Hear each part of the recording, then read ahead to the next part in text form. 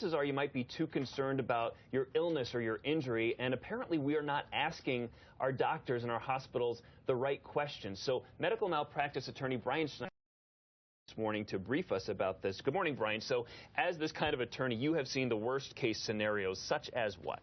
That's unfortunately true. We've seen doctors checking their stock portfolio during an important surgery. We've seen nurses not communicating to doctors about a patient's condition, which leads to being given a blood thinner when they have a brain bleed and dying.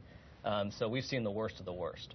So when you go in for a surgery, though, don't you have to sign a waiver? Doesn't that absolve them of all these things? Thankfully, no. A lot of people think that. Yeah, I would think so. So the waiver just says you understand that there are risks. That doesn't mean the doctor can do something that puts you in danger and then eventually kills you or causes serious injury. Okay, something I think a lot of us don't know is that a doctor can leave your surgery right in the middle of it? Right. No one knew this until recently. A doctor on the East Coast was basically a whistleblower, and we all found out that doctors are doing concurrent surgeries. They're operating on you, leaving in the middle of your surgery to go operate on someone else, and then coming back to finish up your surgery. And they don't tell the patients this. That's a major safety risk. Do you think it's happening with, say, heart surgeons or orthopedics, or what kind of surgeries are we talking about? Everything. Really? It's happening with everything. And the hospital doesn't say anything, the doctor doesn't say anything, and there's no benefit to the patient. The only benefit to anyone is that the doctor and the hospital can bill for two things at once. So it's more efficient for them, but as a patient, what can I do about it? Can I say,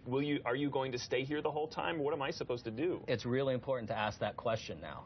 It may be uncomfortable, but if you don't feel comfortable asking your doctor if he's going to be or she is going to be given their full attention to you, you probably need to find a new doctor, because that should be an open conversation. Yeah, but you bring up a good point. That is an awkward conversation to have, because you want this person to like you and want to spend time on your surgery and be focused, and you don't want to insult this person before they operate. Absolutely, and it can be uncomfortable, but part of a good doctor-patient relationship is that open communication, and you need to rely on the doctor, and the doctor needs to rely on you to know that you're you can. Okay, so some of the advice you have: do not schedule a surgery at the end of the week. Why? Right, a lot of doctors like to schedule on Fridays.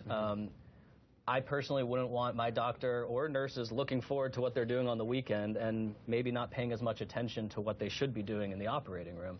So same is true of holidays.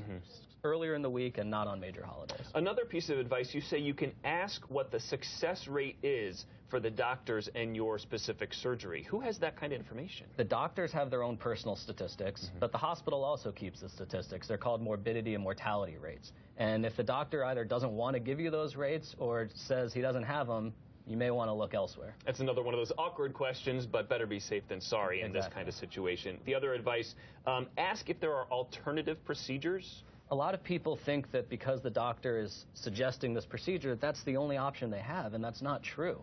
We actually have a case right now where the doctor said, you need surgery. Turned out the patient did not need surgery. Medical management would have been fine, and now she is permanently, severely injured because the surgery was done and done incorrectly. Wow, pretty eye-opening. Brian, thank you so much. Some good advice for people to think about. Thank you. If they're heading into the hospital. Thanks so much, Brian Snyder, medical malpractice attorney. Let's head over to Peoria and say good morning to Kim Quintero, who is live.